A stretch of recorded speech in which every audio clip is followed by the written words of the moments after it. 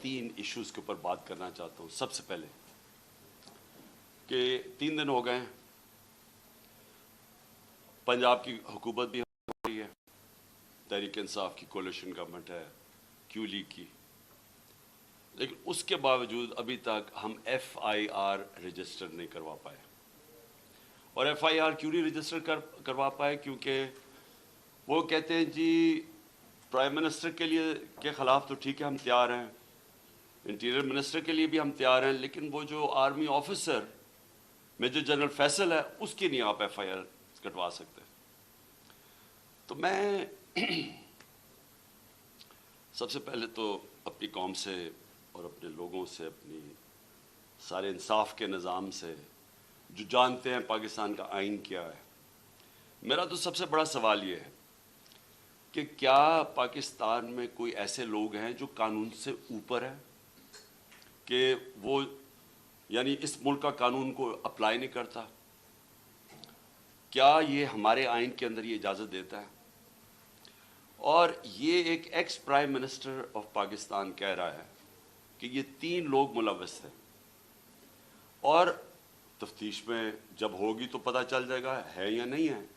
लेकिन ये तो मेरा राइट है, ये मेरा हक है कि मुझे पता था कौन इसमें मुलव्वस है, मैं चाहता हूं उनकी इन्वेस्टिगेशन हो, मैं उनके ऊपर FIR कटवाना चाहता हूं। ये कैसे हो सकता है कि आगे से हमारी अपनी पुलिस, पंजाब गवर्नमेंट के नीचे, वो कभी कोई वजह दे देते हैं, फिर सीधे सीधे कई कहते हैं जी अगर आपने करवाना तो हमें हटा के किसी और को इस ओहदे पे बिठाए जो कि ये FIR काटे। तो मेरा सारा ये जो हकीकी आज़ादी का जो मार्च और ये जो 26 साल पहले इंसाफ की तहरीक चलाई थी, इसका मकसद क्या है? बॉटम लाइन एक है इसकी कि कभी माशरा ना आज़ाद होता है ना खुशहाल होता है जिधर कानून की हुक्मरानी नहीं होती। और कानून की हुक्मरानी का मतलब सारे लोग कानून के नीचे जो हर महज़ब माशरे में होते हैं। मुझे एक बड़ी हैरत हुई कि DG ISPR ने स्टेटमेंट दी। स्टेटमेंट क्या देते हैं वो?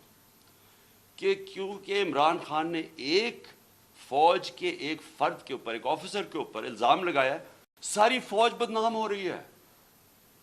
यानी ये मुझे ज़रा हैरत है कि क्या इसके ऊपर DG साहब आपने कोई तवज्जो दी? आप क्या कह रहे हैं? इसका मतलब ये कि मैं अगर एक जज के ऊपर कहूँ कि ये जज 2 नंबर है, इसका मतलब सारी जुडिशरी 2 नंबर है। अगर वो कोई कहे कि PTI के अंदर एक कोई करप्ट आदमी है तो मैं कहूँ तुमने सारी PTI को करप्ट कह दिया। ये इसमें कोई लॉजिक है? आपके कोर्ट मार्शल क्यों होता है? क्योंकि कोई गलती करता है ऑफिसर तो कोर्ट मार्शल है। तो मैं जब ये कह रहा हूँ कि मुझे यकीन है कि इन तीनों लोगों ने इस पर पूरी साजिश के तहत ये किया, तो ये मेरा राइट है। और मैं कोई एक आम शहरी से इसलिए फर्क हूँ क्योंकि मैं एक सबसे बड़ी पॉलिटिकल पार्टी का सरबराह हूँ, मैं एक्स प्राइम मिनिस्टर हूँ। और मैं अगर ये FIR के अंदर ये इसका नाम नहीं लिखवा सकता, मैं आप सवाल पूछता हूँ कि बाकी कौम का क्या गुजर करती होगी, आम आदमी इस मुल्क में क्या करता होगा?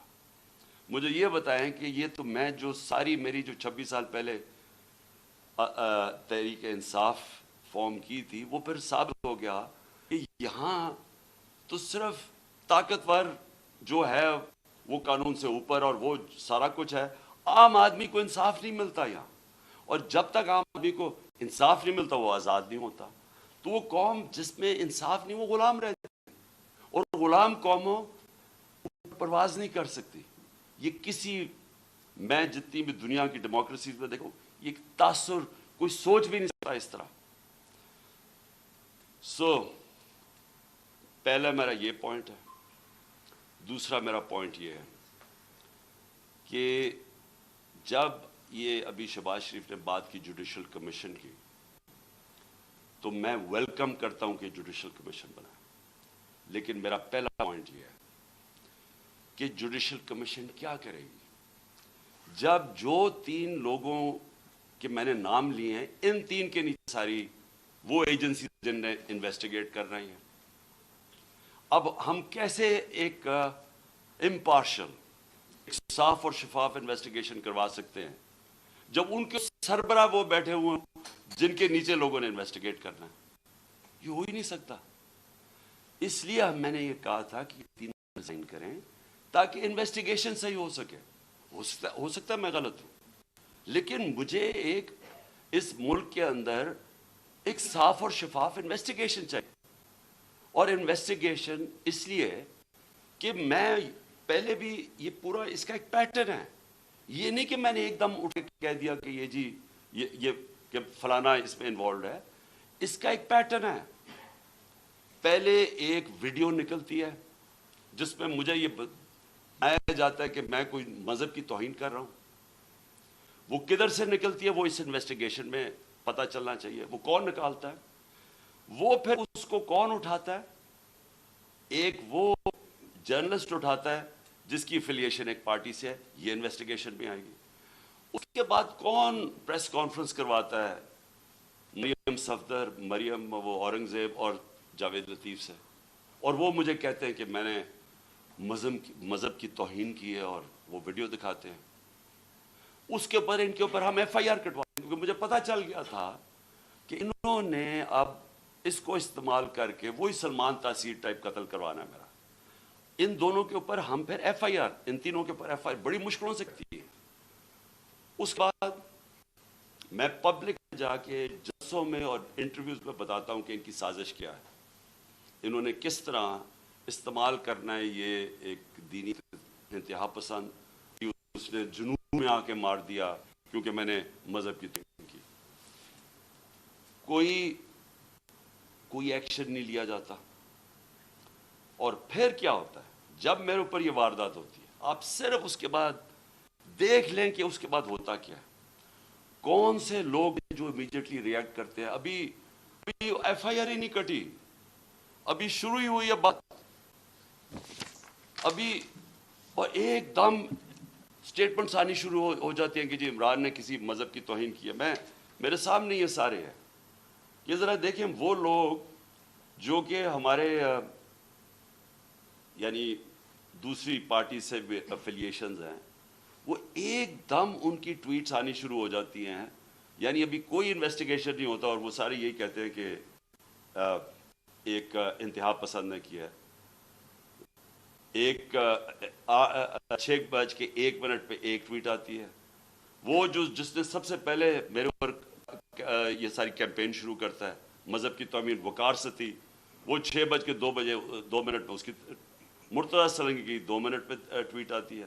حامد میر کی 6:03 پہ آتی ہے. جیو نیوز کی 6:04 پہ آتی ہے. سما 6 بجے اس کی بھی 6:04. اس کے بعد یہ ہوتا کیسے ہے؟ وہ لوگ جو ایک دم ریئیکٹ کرتے ہیں جو کہ ایک سکرپٹ کے اوپر چل رہے ہیں. نہیں، اس کے علاوہ کیا ہوتا ہے؟ وہ کیسے ہوتا ہے کہ گورنمنٹ ہماری، پولیس ہماری، لیکن اس کا انٹرویو کروا کے اور وہ لیک کیا جاتا ہے. وہ جو بندوق چلانے والا ہے، ایک دم اس کا انٹرویو لیک کیا جاتا ہے.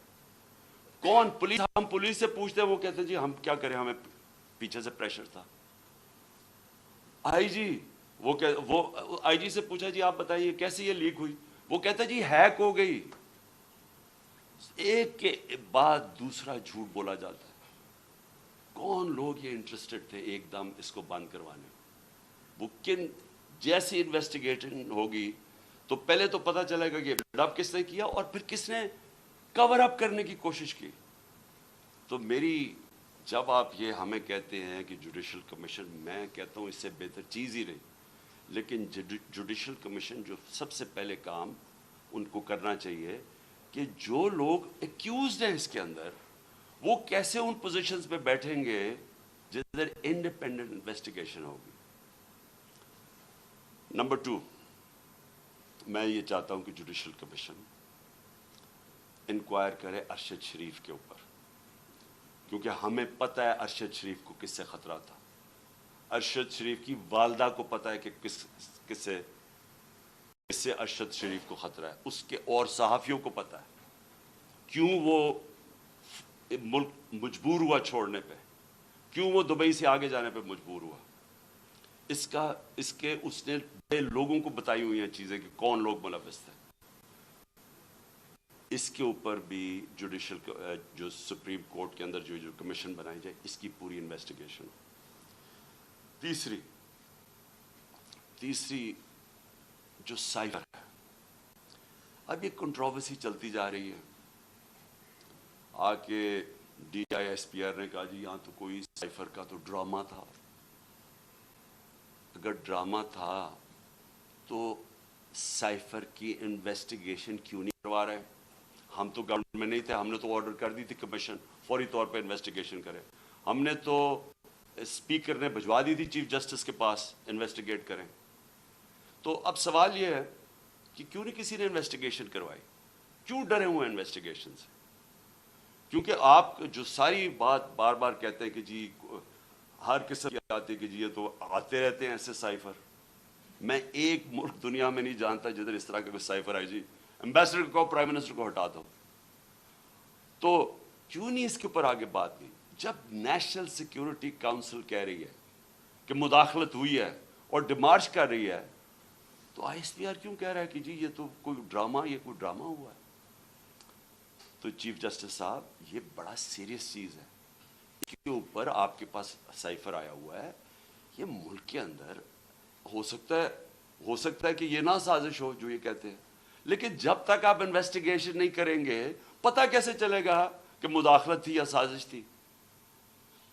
اور چوتھی جو میں سمجھتا ہوں کہ اس ملک کی تاریخ کی سب سے شرمناک چیز ہوئی ہے، اس کے اوپر چیف جسٹس صاحب اور یہ جوڈیشل کمیشن بیٹھ کے ضرور انکوائری کریں.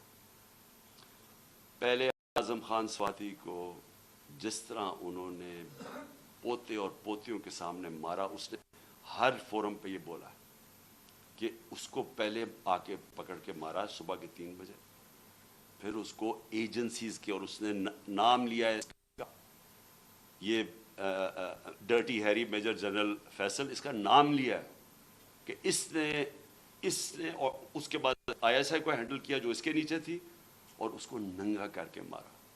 اور ننگا کر کے مار کے اس کو کہہ رہے تھے کہ یہ بتاؤ یہ عمران خان سے بھی یہ ہوگا.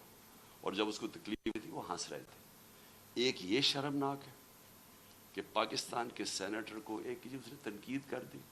ساری دنیا میں جو پاکستان ایک بنانا ریپبلک کی طرح ایک کمپیئر ہوتا ہے کہ کیا کس طرح کا ملک ہے کہ ایک سینیٹر کو ایک تنقید کے اوپر کیا، باہر تو کوئی نہیں انڈرسٹینڈ کرتا ہے. لیکن جو اس سے بھی شرمناک چیز ہے، جو ساری پاکستانی قوم ہل گئی ہے، وہ ہے جو انہوں نے ویڈیو بھیجی ہے اعظم سواتی کی بیوی کو. میں سمجھتا ہوں کہ جسٹس صاحب اس کے اوپر پوری تحقیقات کریں. وہی لوگ جو کہ وہ یوزول سسپیکٹس جو کور اپ کرنے کے لیے اب جو یہ میرا بھی یہ اسیسینیشن اٹیمپٹ کور اپ کر رہے ہیں اور اب بھی کر رہے ہیں، وہ کہہ رہے ہیں کہ جی وہ کوئی جعلی ویڈیو ہے، جی وہ کوئی فیک ویڈیو ہے. اعظم سواتی کے پاس اوریجنل وہ آئی ہوئی ہے، جدھر سے وہ بھیجی گئی ہے، جس نمبر سے بھیجی گئی ہے، ان کے پاس وہ پوری وہ ویڈیو ہے جس کے اندر وہ دکھایا جا رہا ہے، اور وہ فیک نہیں ہے. اور اعظم سواتی نے مجھے رات کال کر کے کہا کہ وہ سپریم کورٹ کے باہر وہ وہاں بیٹھ کے احتجاج کریں گے، دھرنا دیں گے، وہ ڈیمانڈ کریں گے کہ سپریم کورٹ ان کو جسٹس دے. سپریم کورٹ کی لاجز جوڈیشل لاجز تھی کوئٹہ کے اندر جدھر یہ ویڈیو بنائی گئی ہے. یہ ساری قوم آج سپریم کورٹ کی طرف دیکھ رہی ہے.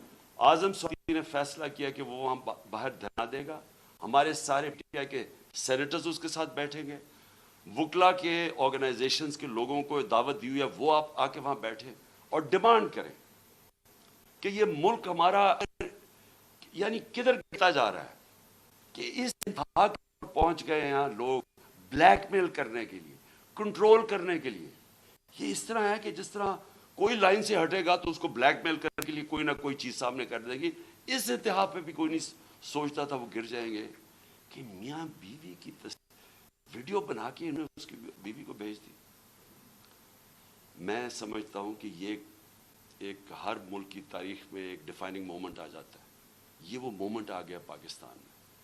میری ریکویسٹ یہ ہے کہ سارا جو ہمارا جسٹس سسٹم ہے, جو ہمارا انصاف کا نظام ہے, اس کی پوری ایک کریڈیبلٹی ایٹ سٹیک ہے. اگر اس نے اپنا اب عزت کرنی ہے پاکستان میں, تو اس کو اب کھڑا ہونا پڑے گا کمزور کے ساتھ, رول آف لا امپلیمنٹ کرنا پڑے گا. یہ نہیں ہو سکتا کہ ایک یہاں جو مرضی کر لیں, کہ ایک کوئی آفیسر بیٹھا ہوا ہے ISI کا, وہ اس طرح کی نیچ حرکتیں کرے اور اس کو ہاتھ بھی نہ کوئی اس کو کہے تو وہ ISP کہہ دے کہ جی فوج کی توہین کر دی ہے, اس کو کچھ اور کچھ کہے تو جی ملک کی سیکورٹی کو کچھ ہو گیا, آپ کے اوپر جی سیڈیشن چارج لگ جائے گا, عمران خان کے اوپر غداری لگ جائے گی, جو مرضی لگانا لگائیں. میں یہ ڈیمانڈ کرتا ہوں کہ اس قوم کو جسٹس چاہیے. ہم غلام نہیں ہیں, ہمیں ایک آزاد قوم بنایا گیا تھا 1947 میں. ہمارے لیڈر قائد اعظم محمد علی جناح نے ہمیں آزاد کروایا تھا انگریز کی غلامی سے. تب انگریز اوپر ہوتا تھا قانون کے, ہم غلام ہوتے تھے. اب پاکستان تو آزاد ملک بنا ہوا ہے, ہمارا آئین ہمیں آزادی دیتا ہے. کیوں نہیں ہماری عدالتیں ہماری رائٹس کو, ہماری آزادی کو, ہماری ڈگنیٹی کو کیوں نہیں پروٹیکٹ کر رہی؟ اور یہ اگر اعظم سواتی سے جو یاد رکھیں, سینیٹر ہے پاکستان کا, ایک کامیاب بزنس مین جو کامیاب باہر پیسے کما کے پاکستان آیا ہوا ہے, اس سے یہ ہو رہا ہے. ایک prime minister, ex prime minister ایک ملک کا FIR نہیں رجسٹر کروا سکتا, کیونکہ جناب وہاں وہ طاقتور حلقے ہیں جو ان کو کوئی ملک کا قانون ہی نہیں ہاتھ لگا سکتا, وہ کوئی غلطی نہیں کر سکتے. اگر فوج کے اندر اس طرح کے لوگ ہیں اور ان کے اوپر آپ ایکشن لیتے ہیں, یہ فوج کی بہتری ہے. اگر آپ اپنے اداروں کے اندر کوئی بھی کرپٹ یا جرائم پیشہ لوگوں کو نکالتے ہیں, آپ کے ادارے مضبوط ہوتے ہیں. اکاؤنٹیبلٹی سے ساری دنیا جانتی ہے کہ جمہوریت کی کامیابی اس لیے ہے کہ جمہوریت میں اکاؤنٹیبلٹی ہے. جو ساری برطانیہ کی جمہوریت جو ہم نے اپنائی ہوئی ہے, اس کی بنیاد تھی میگنا کارٹا میں. میگنا کارٹا کیا تھی کہ طاقتور کو بادشاہ کے اوپر بھی قانون لاگو کرو, نہیں تو وہ قانون کے اوپر تھا. تو وہ ساری سٹرگل جو ڈیموکریٹک سوسائٹیز کی ہوتی ہیں, وہ رول آف لا کی ہوتی ہیں کہ قانون کے سامنے سب ایک برابر.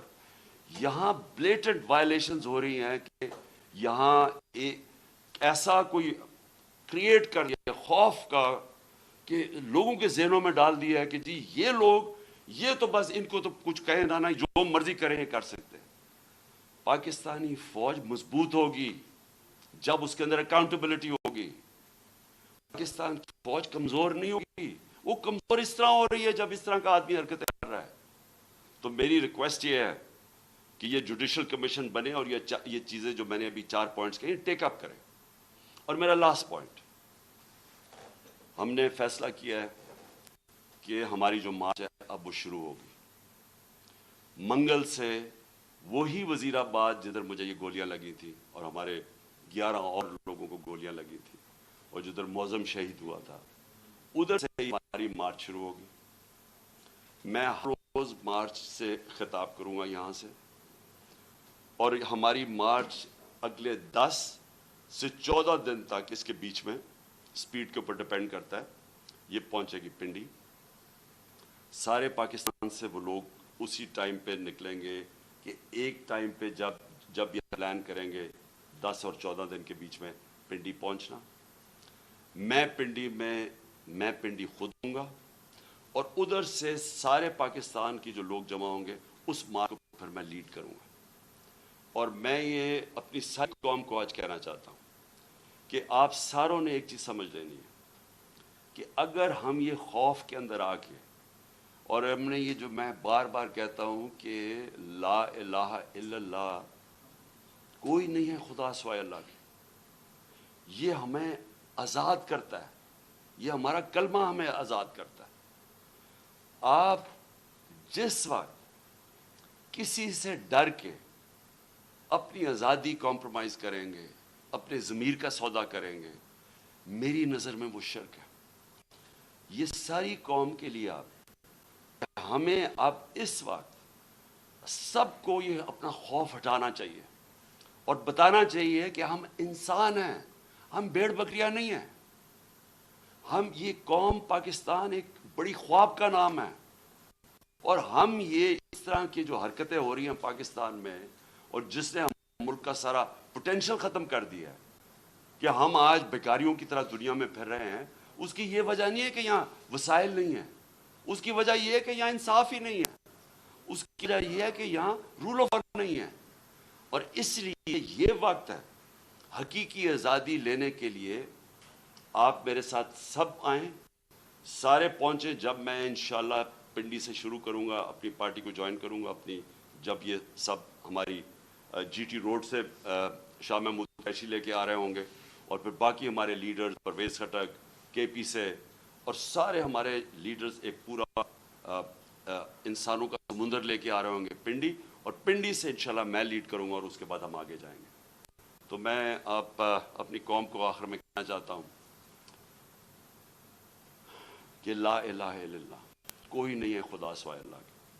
اس کا فیصلہ ہوتا ہے جب وہ اوپر لے کے جانا ہوتا ہے اس نے. کوئی آپ کو اس سے پہلے نہ اوپر لے جا سکتا ہے. اس کا جب فیصلہ ہو جاتا ہے, ایک منٹ آگے نہ پیچھے ہوتا ہے. یہ جب آپ کا ایمان ہو جاتا ہے, آپ آزاد ہو جاتے ہیں. اس لیے یہ خوف کو ختم کریں کہ ڈرا کے دھمکا کہ ہم یہ کر دیں گے وہ کر دیں گے, اور ساری قوم کو اس طرح بھیڑ بکریوں کی طرح رکھنا, یہ کوئی زندگی نہیں ہے. میں بار بار کہہ رہا ہوں کہ میرے لیے غلامی کی زندگی سے بہتر موت ہے, اور میں یہ چاہتا ہوں کہ جب ہم سب میں یہ اسپرٹ آ جائے, پھر ایک قوم وہ بنے گی جو اب بن سکے. پاکستان زندہ باد.